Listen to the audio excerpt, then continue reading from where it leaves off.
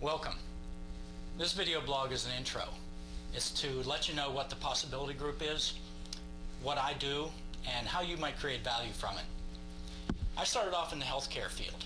I was a chiropractor for many years, and along with my chiropractic practice, I studied kinesiology, nutrition, exercise, acupuncture, anything that I felt could bring value and make it more efficient.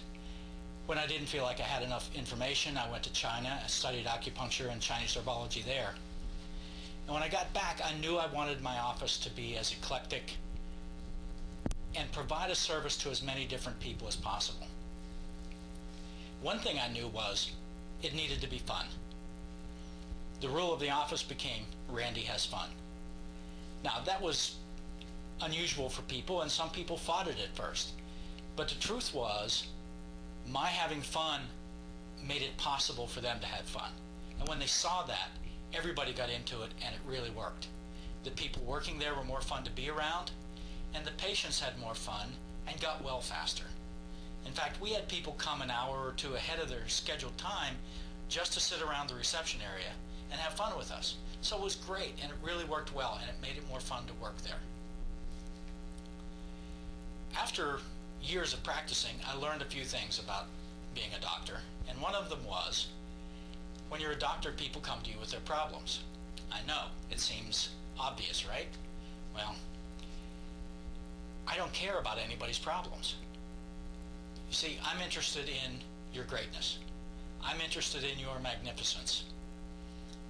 Your life goes where your attention goes, and when your attention is on your problems, your life tends to go there and you tend to be stuck in it. The other thing that I learned was there was a big segment of the population that was unhealthy. They weren't going to do anything about it. That's the way it was. You might as well get okay with that. Then there was a big segment of the population that was fighting for their health. They were seeing me, they were exercising, they were trying to eat well. They were really fighting to get well. Then there was a really small segment of the population, I mean really small, that was just well. You look at them and go, wow, they radiate wellness, they radiate health. What do these people have? That became my quest. Other than genetic luck, what do they have? What I saw was they had found something they loved. They had found some part of the essence of them, and they were out there pursuing it passionately. They didn't want a vacation. Would your dog want a vacation from being loved on and fed? No, these people didn't want one either because they were doing what they loved. So the next part of the quest was, how can anybody that wants that get there? You see, these people from the outside to some people look the same because they're eating well, they're exercising well. But that did not come out of them trying to fight to be something they weren't. It came out of an expression of who they are.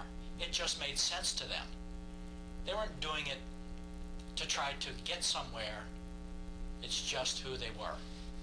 That was interesting. So how do we get there?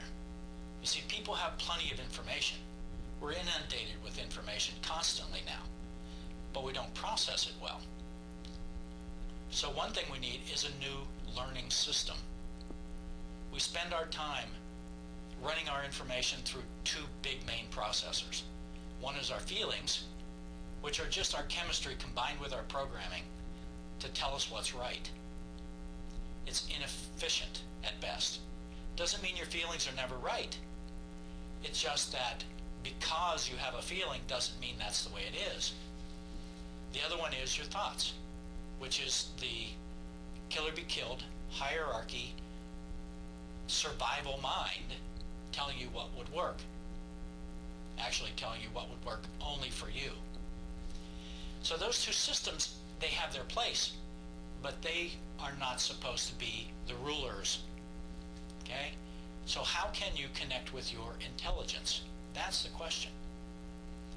And then, how can you shift your state of being into what you want instead of trying to cover it over with behaviors or try to positively think it into being more comfortable for you?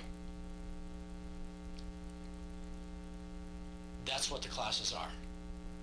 They're a curious examination of not what makes you comfortable, not what makes you feel better, not what you think would work, but what enlivens you, what turns on your system in a way that makes you younger, brighter, more beautiful, more you.